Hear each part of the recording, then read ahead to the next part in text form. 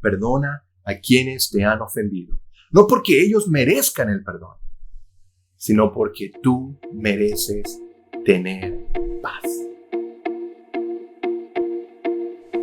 Bienvenidos a purabiblia.com. Hoy continuamos nuestro estudio en el libro de Filemón. Y Filemón es una carta, aunque es breve, es muy personal. Corrige problemas en las relaciones, problemas que enfrentamos todos los días en diferentes niveles en nuestras vidas. La semana pasada vimos el primer paso hacia el camino del perdón, que antes de abordar lo que está mal, debemos reconocer lo que está bien. Y esta semana vamos a descubrir el segundo paso en el camino del perdón, y esa es nuestra motivación. Porque es la motivación lo que nos anima a actuar, a realizar algo en nuestras vidas. Porque cuando se trata del perdón, es mi opinión que hay más poder en el ofendido que en el que ofende. Alguien dijo una vez, perdona a quienes te han ofendido. No porque ellos merezcan el perdón, sino porque tú mereces tener paz. El libro se enfoca en 3 personajes importantes: Filemón, Onésimo y Pablo. Tengo 3 preguntas para ti.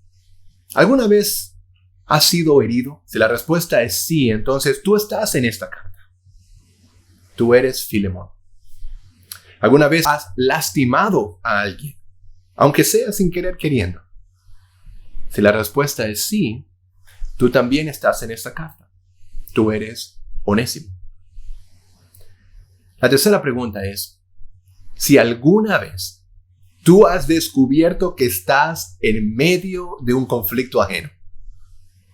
Si la respuesta es sí, entonces tú también estás en esta carta y tú eres Pablo. Yo creo que podemos aprender, no solo de la carta de Filemón, pero cómo y por qué somos llamados o por qué debemos perdonarnos los unos a los otros. Creo que a medida que leemos la carta de Filemón, a medida que tomas un tiempo para leer la carta de Filemón, es importante que tú puedas identificar uno de esos 3 personajes y poder ver cómo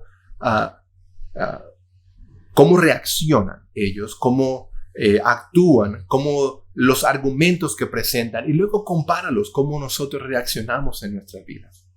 El perdón es un tema principal que Pablo presenta a Filemón, porque la historia, como lo hablamos la semana pasada, la historia era que Onésimo ofendió de alguna manera, no sabemos cómo, a Filemón, y luego se escapa, siendo Onésimo su esclavo, se escapa. Y Pablo entra como intermediario entre Onésimo y Filemón. Hablemos un poco acerca de esa palabra. ¿Cómo definimos el perdón? Y vamos a ver algunos ejemplos de lo que es el perdón y de lo que no es el perdón. Y ojalá podamos llegar a una perspectiva bíblica de lo que significa el perdón. Es importante entender esto porque tu definición del perdón determinará si tú alcanzarás la paz y la alegría que viene de perdonar a alguien. O esa misma definición va a servir como una excusa para tenerte prisionero en el banco de la amargura. ¿Sí ves? Si para ti el perdón son solo palabras, entonces el verdadero perdón no será una opción para ti. Si tú miras al perdón y lo que viene a la mente, perdón significa solo olvidar lo que pasó, entonces el verdadero perdón no será una opción para ti. El perdón no es aprobación del daño, pero es reconocer el daño. El perdón no es aprobar lo que se te ha hecho o lo que se te ha dicho, pero es importante que reconozcamos lo que sucedió para poder así alcanzar el perdón al fin del camino. Fingir que nunca sucedió o barrerlo bajo la alfombra nunca te conducirá a la paz y la alegría que proviene al perdonar a alguien. Número 2. El perdón no es tampoco olvidar la ofensa, pero es elegir no guardar rencor. Seamos honestos. Cuando somos heridos, de una manera u otra, cuando nosotros somos heridos, es difícil olvidar lo que sucedió. De hecho, hay un dicho por ahí que dice, yo voy a perdonar, pero nunca voy a olvidar. Y hay cierta verdad en eso, porque aunque el perdón no significa que te olvidas, sí significa que eliges no guardar rencor por lo sucedido. Y va mucho con lo que conversamos la semana pasada cuando hablamos de que es tu perspectiva. Cuando tu perspectiva cambia, entonces tú puedes entretener la idea de no guardar rencor. Pablo habla de esto en 1 Corintios 13, en el versículo 5, cuando dice que el amor no guarda rencor. Y de hecho da una explicación completa de el poder del amor. Y de hecho, en el versículo 8 del mismo capítulo de Corintios dice, el amor nunca falla. Cuando hablamos de cuidar nuestra motivación, el amor es un poderoso motivador. Y el primer paso para perdonar, hablamos de eso la semana pasada, es que antes de abordar lo que está mal, necesitamos detenernos y reconocer lo que está bien. El segundo paso es nuestra motivación. Y eso va a la mano con las decisiones que tomamos, con la manera que elegimos actuar. Un amor bíblico influencia nuestra motivación. Un amor bíblico inspira una motivación correcta. Y es el amor bíblico lo que nos lleva a alcanzar el verdadero perdón. Continuemos leyendo el libro de Filemón, donde dejamos la semana pasada. Comencemos en el versículo 8, cuando dice, por eso, aunque en Cristo tengo la franqueza, este es Pablo hablando a Filemón. Dice, por eso, versículo 8, aunque en Cristo tengo la franqueza suficiente para ordenarte lo que debes hacer, prefiero rogártelo en nombre del amor. Yo, Pablo, ya anciano y ahora además prisionero de Cristo Jesús. Se lo recuerda otra vez. Versículo 10. Te suplico por mi hijo Onésimo, a quien llegó a ser mío mientras yo estaba preso. En otro tiempo te era inútil, pero ahora nos es útil tanto a ti como a mí. Versículo 8 y 9.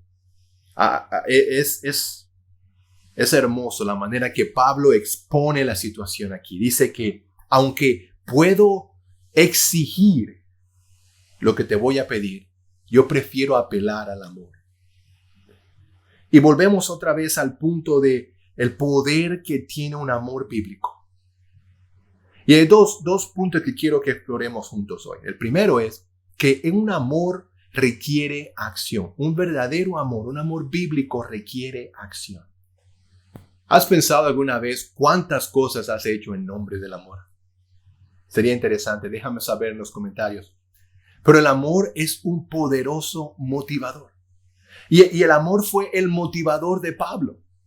Él amaba tanto a Filemón y a Onésimo que tomó iniciativa. Por eso es que tomó la iniciativa para escribir esta carta. Y sabemos cómo Pablo se sentía, porque así fue que empezó la carta de Filemón. Los primeros 7 versículos fue expresando el amor que él tenía no solo por Onésimo, pero también por Filemón. Pablo entendía que la ofensa que Onésimo cometió contra Filemón era grande. Y a la misma vez entendía el dolor y el sufrimiento y quizás la vergüenza que Filemón estaba pasando cuando su esclavo se huye. Y como intermediario, él dice, bueno, ¿qué puedo yo hacer? Y es el amor que él tiene, no solo por Onésimo, por Filemón, por su amor por Dios. Cuando somos llamados a amarnos los unos a los otros, él decide actuar. El amor fue el gran motivador para Pablo. para que él pudiera actuar, escribir, no solo en escribir la carta, pero para poder romper con los precedentes. Y eso es el segundo punto que quiero hablar aquí con respecto al amor. El amor no solo te motiva a tomar acciones, pero el amor rompe precedentes. Recuerda, Pablo dice, podría ordenarte lo que debes hacer, pero prefiero apelar al poder del amor. Y eso es simplemente hermoso. Pablo dice, podría demostrar mi autoridad apostólica y pedirte que hagas algo al respecto. Pero Pablo decide ir más allá, ir más profundo. Y créeme, la autoridad que Pablo tenía fama. Hay un caso en Hechos capítulo 13, cuando ese mismo Pablo deja ciego a Elimas, el hechicero. Cuando él simplemente dice una frase, ¡pum! Y Elimas queda ciego al instante. La autoridad y la fama que tenía Pablo como apóstol tenía poder. Sin embargo, él no decidió usar esa autoridad. Pero en el versículo 10, Pablo dice, te ruego por mi hijo Onésimo. Pablo le pide aquí a Filemón que reciba a Onésimo, no solamente como un esclavo. De hecho, él va mucho más allá. Él le pide a Filemón que reciba a Onésimo como un igual, como a un hermano en Cristo, como si fuera Pablo mismo quien fuera a visitarlo. Y lo que Pablo estaba haciendo aquí era algo sin precedentes. Y ahora tiene más sentido el por qué él comienza la carta de una manera tan animante y positiva, porque él estaba a punto de pedirle algo grande a Filemón. Y recuerda que lo que Onésimo hizo fue algo gravísimo. Muchos esclavos fueron crucificados por delitos mucho menores a los que Onésimo hizo. En esa época se creía que había aproximadamente unos 60 millones de esclavos, más de la mitad de la población en Roma. Por lo que si un esclavo hacía algo que violaba la ley, era castigado duramente para así poder evitar que los esclavos se levantaran. La deuda que Onésimo tenía no era una deuda ligera. Y por lo que Pablo estaba pidiendo algo grande, algo sin precedentes, algo que no se veía todos los días, era algo impensable, pero a la misma vez era algo lógico para una persona que ha recibido la gracia y la paz que viene del conocer a Cristo. Si Raúl Garduño dijo que esto que Pablo le estaba pidiendo a Filemón es algo extraño para la cultura, pero era algo muy natural para todo creyente. Y aquí podemos identificarnos con Onésimo, porque si tú has decidido seguir a Cristo, si tú has decidido estudiar la Biblia y reconocer el llamado de Dios, la expectativa que Él tiene para nuestras vidas, tú y yo podemos reconocer que tú y yo somos muy parecidos a Onésimo, que nuestra deuda con Dios no es ligera, que nuestro crimen no fue un crimen ligero, que lo que hicimos es digno de una muerte espiritual eterna. Si ves, todos somos como Onésimo. Y aquí, de la misma manera que Pablo le pidió algo grande a Filemón, Jesús apela por nosotros y dice, no, yo pagaré. Y esa es otra razón por la cual nosotros necesitamos rendirnos ante Cristo. Otra razón que creo que Pablo apela de esta manera es porque él mismo no quiere convertirse en otro amo ordenando a sus súbditos. Si ves, somos llamados a romper precedentes como cristianos, como iglesia, como cultura, como sociedad. Somos llamados a ser ciudadanos del cielo. Por lo tanto, nuestras acciones deben ser diferentes, nuestra actitud debe ser diferente, nuestra vida debe ser diferente. Un comentarista dijo una vez que la esclavitud es un sistema de mandar a la gente. Si Pablo hubiese mandado a Filemón, podría someterse y liberar de mala gana a Onésimo. Pero el principio de dominación aún estaría intacto. Y la esclavitud volvería a surgir dentro de la iglesia en más de un sentido. En cambio, Pablo subvierte todo el sistema de dominación apelando a la libre decisión de Filemón, de actuar de una manera consistente con la igualdad y el amor entre hermanos y hermanas en Cristo. Jesús lo dijo de esta manera: como ustedes saben, los gobernantes y las naciones oprimen a los súbditos, y los altos oficiales abusan de su autoridad. Pero entre ustedes no debe ser así. Al contrario, el que quiera hacerse grande entre ustedes deberá ser su servidor. Y el que quiera ser el primero deberá ser esclavo de los demás. Así como el Hijo del Hombre no vino para que le sirvan, sino para servir y dar su vida en rescate por muchos. ¡Qué diferencia a lo que la sociedad y el mundo enseñan! Pablo no estaba interesado en la acción correcta. Él estaba interesado en la motivación correcta.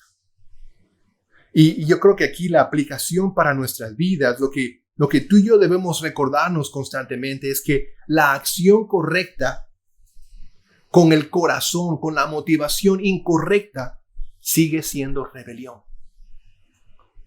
Y no es que pues si yo no me siento bien, no voy a actuar. No, eso no es la meta. La meta es, ¿por qué no me siento bien? ¿Qué necesito yo hacer para que mi corazón esté detrás?